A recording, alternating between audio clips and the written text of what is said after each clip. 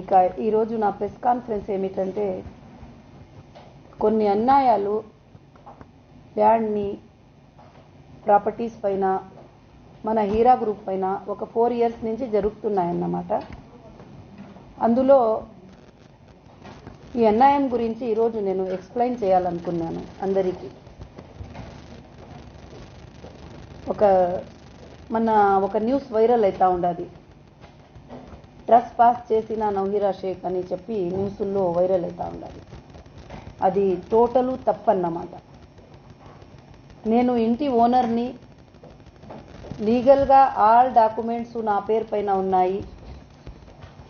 నేను బండల్ గణేష్కి ఇల్లు రెంట్కి ఇచ్చినాను. ఇచ్చిన తర్వాత 11 months తర్వాత కూడా అతను రిన్యూ చేయను అంటే కూడా ఖాళీ చేయలేదన్నమాట. ఎన్నోసార్లు ఆ ఇంటికి నేను పిలిచి ఖాళీ చేసేయండి, మనకి అవసరం ఉండాలి అని చెప్పి ఎన్నోసార్లు చెప్తే కూడా అతని వాయిస్ రికార్డింగ్లు కూడా నా దగ్గర ఎన్నో ఉన్నాయి. నా చెల్లి, నా తల్లి, ఇల్లు నీది, ఎప్పుడు కూడా వదిలేస్తాను, ఏమైనా చేయనని. అంటే చాలా పెద్ద చీటర్ అన్నమాట. 4 లక్షలకి అని ఇల్లు రెంట్కి తీసుకొని 1 లక్ష ట్రాన్స్ఫర్ చేస్తాడు నెల. ఇంటికి రెంట్కి ఉంటున్నారు. అది పెద్ద ఇల్లు, ఒక 70 crore విలువ చేసే ఇల్లు అన్నమాట అది. అందుకని మన్నాట్ నేను ఆ ఇంటికి వెళ్ళినాను. ఆ ఇంటిలో ఎందుకు వెళ్ళినానంటే బండల్ గణేష్ గారు కన్విక్ట్ అయిపోయినారు, 1 year శిక్ష పడింది అని చెప్పి న్యూస్ల్లో అంతా చూపిస్తున్నారు. ఇక కొంతమంది వచ్చి నాకు ఇన్ఫర్మేషన్ ఇచ్చినారు. ఏమని అంటే, వాడు లోపల 20 మందిని గూండాల్ని పెట్టినాడు ఇంట్లో, మీ ఇంట్లో పెట్టి తప్పు పనులు చేస్తున్నాడు, ఆడపిల్లోళ్ళని తెస్తున్నాడు, ఏమేమో అని చెప్పి వచ్చి చెప్పినారు. సరేలే, నేను వెళ్ళి ఆ ఇంటిని చూద్దామని చెప్పి నేను అక్కడ వెళ్ళినాను. వెళ్ళిన తర్వాత మంచితనంగా మేము, మా సెక్యూరిటీస్ ఇద్దరు, అంతా కెమెరాసు వీడియోస్ అంతా ఉండాలి. ఇక మా జాన్ గారు కూడా ఉన్నారు. ఎప్పుడు కూడా నేను వెళ్తే నా వెంట ఒక 10 మంది ఉంటారన్నమాట. ఎందుకంటే నేను ఒక బిజినెస్ ఉమెను, నేను ఒక పొలిటీషియన్ కాబట్టి ఉంటారు నా వెనకాల ఎవరు కూడా వచ్చేవాళ్ళు. మహిళలు కూడా ఉన్నారు, అందరూ ఉన్నారు. వెళ్ళినాము.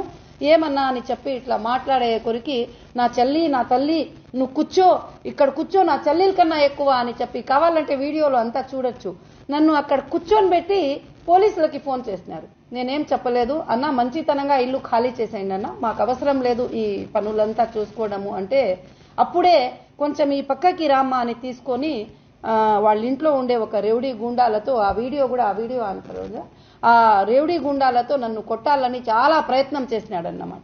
వాడిది ఇది ఏమిటంటే, ఇక్కడ చూడండి, సంపుతాను అని చెప్పి అంతా వచ్చినాడు. ఇతను రేవడీయిజము, గుండాయిజము చేసినాడు, కానీ నేను చేసినానని చెప్పి తప్పుగా చెప్తున్నారన్నమాట అందరూ. ఆ తర్వాత అన్నా అని పిలుస్తున్నా నేను.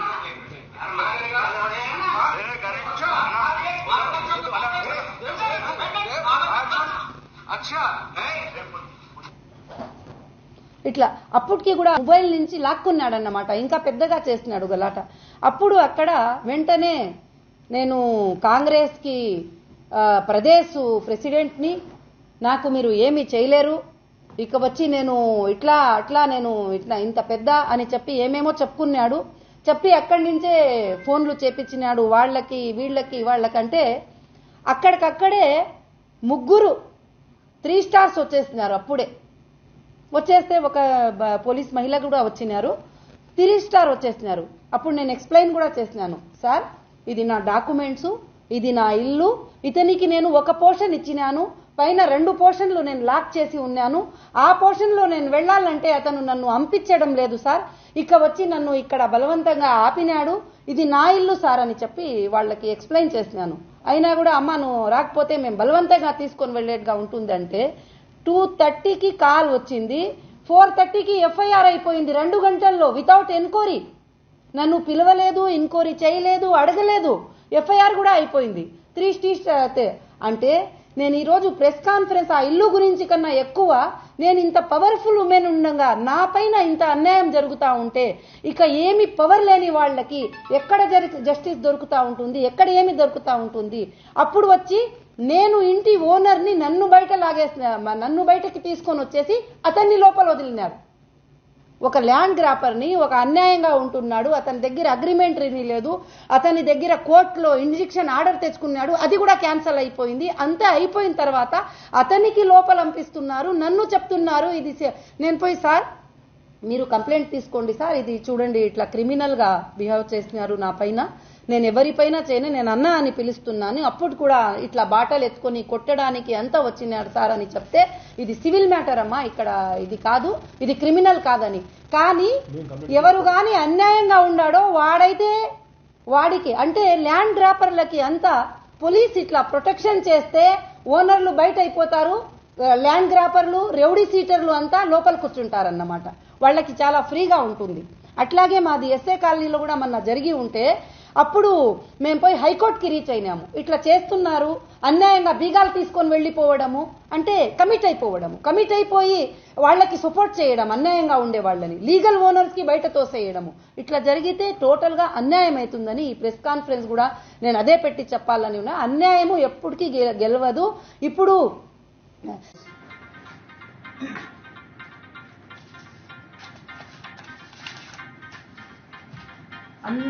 వన్లాసు హౌస్ 5/6 తారీఖు 5వ నెల 21లో అగ్రిమెంట్ రెంటల్ అగ్రిమెంట్ చేసుకున్నాడు. దీని తర్వాత పొద్దున్న కంప్లైంట్ ఎఫ్ఐఆర్ బుక్ చేయించిండు, ఈవినింగ్ వచ్చి ఈ వాయిస్ ఇక్కడ పంపించిండు, అక్క నీ ఇల్లు నేను రెంటుకున్న అక్క, నీదే అక్క ఇల్లు, ఎవరేమన్నా నీకు ఇల్లు ఇస్తా అక్క అని చెప్పేసి మళ్ళీ ఒక వాయిస్ ఇక్కడ పెట్టిండు. చూడండి, వినండి.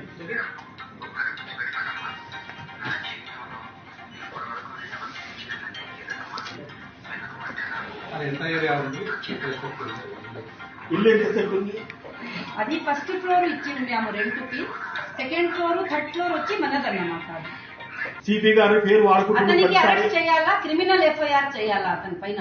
ఎందుకంటే అంత పెద్ద క్రిమినల్ ని జాగా ఇస్తే పోలీస్ వాళ్ళకి కూడా గౌరవం ఉండదన్నమాట. ఆ క్రిమినల్ ని తీసుకొని మాకు రియల్ ఓనర్ ని ట్రెస్పాసర్ అని చెప్పడం అది చాలా పెద్ద తప్పు. ఎంక్వైరీ చేసుకోవాలా ఎవరు ట్రెస్పాసరు ఎవరు వేరే వాళ్ళు అని చెప్పేది. 25,000 స్క్వేర్ ఫీట్ గ్రౌండ్ ఫ్లోర్ లో ఉన్నాడు, సెకండ్ ఫ్లోర్ థర్డ్ ఫ్లోర్ లో నేను ఉంటానన్నమాట.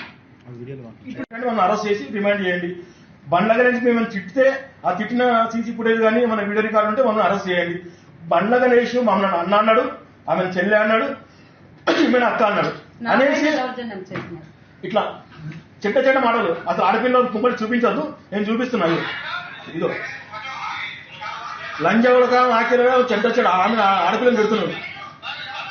ఆయన తిట్టి ఆయన దాడి చేసి అప్పటికి కూడా నేను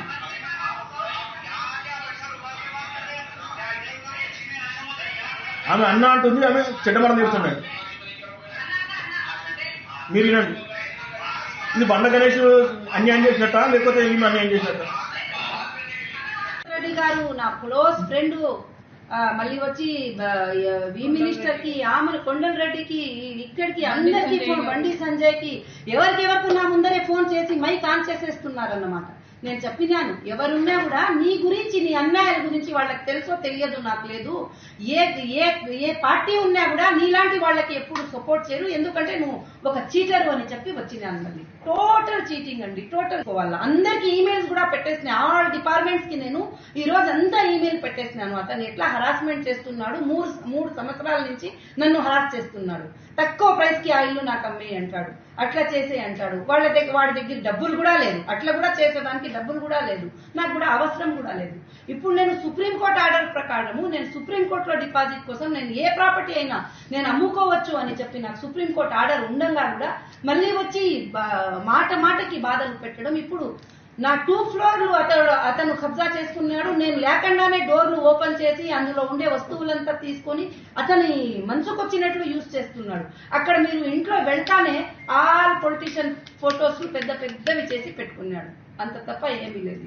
ఇంకా మీరు ఆ ఇల్లు అమ్ముతున్నారని తెలిసి విన్నారండి. ఈ ప్రెస్ మీట్ లో కూడా మేము రాసినాము 2,25,00,000 సెక్యూరిటీ డిపాజిట్ ఇచ్చినాడు.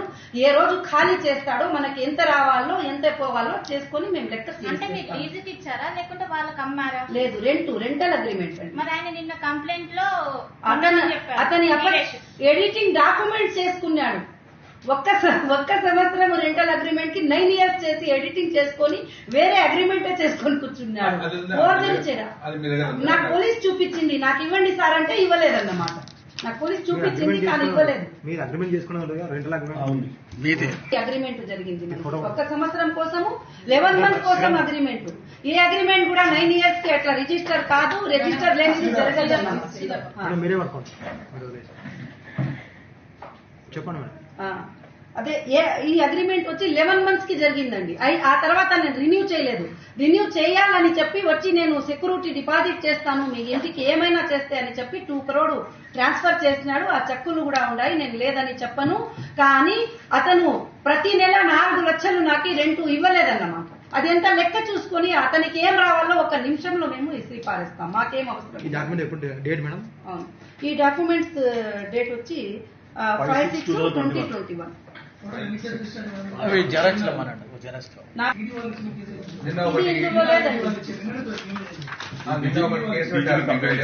నాకు ఐడియా లేదు. ఎందుకంటే ఈడీ వాళ్ళు ఇవ్వడానికి కూడా ప్రతి మాట సుప్రీం కోర్టులో, ఇండియా పెద్ద సుప్రీం కోర్టులో కేసు జరుగుతూ ఉండాలి. అంతా సుప్రీంకోర్టుని ఫాలో చేయాల్సిందే. ఈడీ వాళ్ళు ఉన్నా, తెలంగాణ గవర్నమెంట్ ఉన్నా, వేరే గవర్నమెంట్ ఉన్నా, వేరే స్టేట్ ఉన్నా సుప్రీంకోర్టుకి అప్రోచ్ అవ్వాల్సిందే. ఇక్కడ ఎక్కడ కూడా ఏం చేసేదానికి లేదు. ఎందుకంటే సుప్రీంకోర్టు ఆర్డర్స్ 22 ఆర్డర్స్ నా దగ్గర ఉన్నాయి టోటల్ గా. ఏం చెప్తుందంటే సుప్రీంకోర్టు మీ ప్రాపర్టీస్ జప్తులో ఉన్న ప్రాపర్టీస్ గురించి అటాచ్మెంట్ అమ్ముకోవచ్చు అని ఏమైనా ఇచ్చారా? అవునండి, సుప్రీంకోర్టు అమ్ముకోమని చెప్పి ఆర్డర్ ఇచ్చిన తర్వాతే బోర్డులు పెట్టినాము మేము. బోర్డులు పెట్టిన తర్వాత ఈడీ ఒక FIR కూడా చేసి ఉండింది. ఇట్లా బోర్డులు వాళ్ళు పెట్టేసినారు. ఇందాక నాకు క్షమించు ఇది అది అని చెప్పి ఇట్లా చూడండి సిస్టర్ అమ్మ డిప్యూటీ కమిషనర్ ఆఫ్ పోలీస్ పారేసినారన్నమాట. వద్దు మాకు అవసరం లేదని మళ్ళీ హైకోర్టులో పోయి అప్రోచ్ అయ్యి రెస్పాండెంట్ చేస్తే హైకోర్టు అప్పుడు ఆర్డర్ ఇచ్చింది. ఇది సివిల్ మ్యాటర్, పోలీస్ ఇందులో ఇంటర్ఫేర్ కాకూడదు అని చెప్పి అప్పుడు హైకోర్టు ఆర్డర్ ఇస్తే మనము ఇది, ఎందుకంటే లాలో మనకి న్యాయం జరుగుతుంది. ఈ స్టేట్మెంట్ ఎందుకంటే అన్యాయంగా ఇట్లా కూర్చుండే వాళ్ళకి 3 స్టార్లు వచ్చి ఓనర్ ని బయట చేసేసి నేనే ట్రస్ పాస్ అని చెప్పి పెడితే వాళ్ళ దగ్గర కంప్లైంట్ చేసుకుని కంప్లైంట్ రిజిస్టర్ అయిపోయింది. అంటే మీరు పవర్ ని, యూనిఫామ్ ని మీరు అన్యాయం కోసం యూజ్ చేస్తారా? పవర్ ని, యూనిఫామ్ ని మీరు జస్టిస్ కోసం యూజ్ చేయాలా, ప్రజల కోసం యూజ్ చేయాలా? అందుకే ఈ రోజు ఈ ప్రెస్ కాన్ఫరెన్స్ నేను పెట్టాలనుకున్నాను. కానీ నేను ఆ అన్యాయాన్ని ఎదిరించుకుంటాను. ఇక నేను లీగల్ గా ఏం చూసుకుంటాను. బండ్ల గణేష్ కి ఎటువంటి అధికారము, అర్హత అక్కడ లేదన్నమాట. ఇక నేను ఇంట్లో వెళ్లి చూస్తే అక్కడ ఎవరి పెద్ద ఫోటో ఉండాలంటే MIM తో కలిసి ఒక చేయి వేసుకొని అక్కడ పెద్ద ఫోటో పెట్టుకున్నాడు ఇంట్లో. వాళ్లతో ఆ పొలిటీషియన్ తో ఈ పొలిటీషియన్ తో ఫోటోలు పెట్టుకున్నాడు. అందరికి చాలా. మళ్ళీ రాత్రి అతని కంప్లైంట్లు అంతా తీసి చూస్తే అతని పైన పోక్సో కేసు, అతని పైన ఈ కేసు 36 కేసెస్ రిజిస్టర్ ఉన్నాయి ఆన్లైన్ పైన.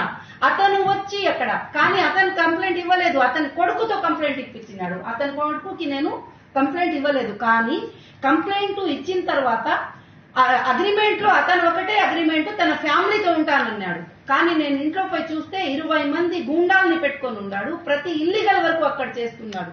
ఇప్పుడు రేపటి నుంచి హ్యూమన్ రైట్స్ కి కూడా లెటర్ రాసి ఆ ఎంక్వైరీ జరపాలా, ఎవరెవరు లోపల ఉండాలా అని. ఎవరెవరు లోపల ఉండాలో అందరు ఆధార్ కార్డులు అన్ని కావాలా మనకి. అది మనము తీసుకోవాలన్నమాట జాగ్రత్తలు. ఇది మీరు న్యాయంగా నా వయసుని బయటకి తీస్తే ఎంతో మందికి ఇట్లా అన్యాయంగా సతాయించే వాళ్ళకి ఈ పొలిటికల్ పవర్ తో వాళ్ళ ల్యాండ్లు ఇవి అంతా గ్రాప్ చేసే వాళ్ళకి న్యాయం దొరుకుతుంది. అందుకోసము మీరందరి సపోర్ట్ నాకు అవసరము. ఇక హైదరాబాద్ ప్రజలకి కూడా అవసరము. ఇలాంటి ల్యాండ్ గ్రాపింగ్ హైదరాబాద్ లో అయితే ఎక్కువ, ఏ సిటీలో అట్లా జరగడం లేదు. హైదరాబాద్ లో జరిగినట్లు ల్యాండ్ గ్రాపింగ్, ఎవరి ల్యాండ్ పైన పోయి ఎవరైనా కూర్చోవడము, ఎవరి ఇంట్లో పోయి ఎవరి దూరి కూడా కూర్చోవడము. నాకు ఈడీలో అటాచ్మెంట్ ఉన్న ప్రాపర్టీలు వీళ్ళు పవర్ ని యూజ్ చేసి రిజిస్టర్లు చేసుకున్నారు. నాకు బాధలు వచ్చినప్పుడు అప్పుడు కూడా ఇంతవరకు ఎవరు అది యాక్షన్ తీసుకోవడం లేదు. యాక్షన్ ఎట్లా తీసుకుంటారు? ఎందుకంటే వాళ్లే కమిటీ ఉన్నప్పుడు ఎవరు యాక్షన్ తీసుకోరన్నమాట. అందుకోసము న్యాయం జరగాలని చెప్పి